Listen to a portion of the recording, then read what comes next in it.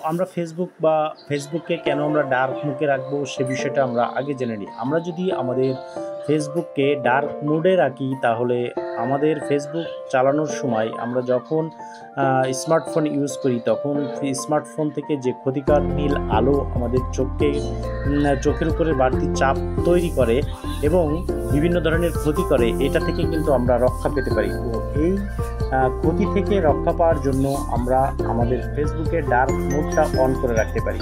তো চলুন আমরা জেনে নিই কীভাবে আমরা ফেসবুকের ডার্ক মোডটা অন করতে পারি। তো তার জন্য আমাদেরকে সরাসরি চলে যেতে হবে ফেসবুক অ্যাপে। তো আমরা ফেসবুক অ্যাপসে ক্লিক করলাম। ফেসবুক অ্যাপসে ক্লিক করার পরে আমাদের যে ডান দিকের উপরে যে প্রোফাইল পিকচারটা রয়েছে এই প্রোফাইল পিকচারে ক্লিক করব। এখানে সেটিংস অ্যান্ড প্রাইভেসি নামে আমরা কিন্তু এখানে একটা অপশন পাবো, সেটিংস অ্যান্ড প্রাইভেসি।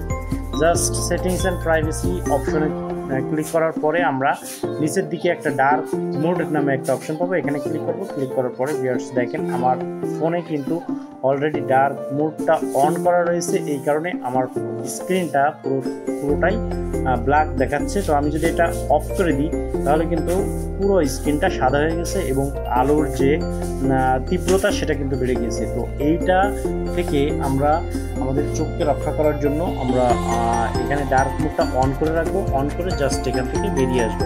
তো এখান থেকে বের হয়ে আসলে আমরা এখন দেখতে পাচ্ছি যে আমাদের ফেসবুকের যে স্ক্রিনটা রয়েছে সেটা কিন্তু সম্পূর্ণ ব্ল্যাক হয়ে গেছে এবং ফেসবুকের যে লেখাগুলো রয়েছে সেটা শুধুমাত্র হোয়াইট দেখাচ্ছে। তো এভাবে কিন্তু আমরা ডার্ক মোড অন করে আমরা ব্যবহার করতে পারি আমাদের নিজেদের স্বার্থে। তো এখানে একটা কথা লক্ষণীয় যে আপনারা সবসময় চেষ্টা করবেন ডার্ক মোডটা অন করে রাখার জন্য এবং কম টাইম ফেসবুক চালানোর জন্য। বেশি টাইম যদি ফেসবুক চালানো হয় তাহলে আমাদের ব্রেনের সঙ্গে সঙ্গে আমাদের চোখ এবং স্বাস্থ্যগত অনেক ধরনের সমস্যা দেখা দিতে পারে। তো এই বিষয়গুলো আমরা খেয়াল রাখি। যদি আমরা ফেসবুক চালাই তাহলে কিন্তু আমরা অনেক ধরনের অপ্রত্যাশিত অনেক ক্ষতিকর প্রভাব থেকে আমরা কিন্তু বেঁচে থাকতে পারবো। তো ভিউয়ার্স এই ছিল আজকের ভিডিও। আশা করি ভিডিওটা আপনাদের কাছে ভালো লেগেছে। ভিডিওটা যদি ভালো লেগে থাকে তাহলে অবশ্যই আমার চ্যানেলটিকে সাবস্ক্রাইব করবেন। আজকে এই পর্যন্তই, দেখা হবে অন্য কোনো দিন নতুন কোনো ভিডিও নিয়ে। ততক্ষণ আপনারা ভালো থাকবেন। আল্লাহ হাফেজ।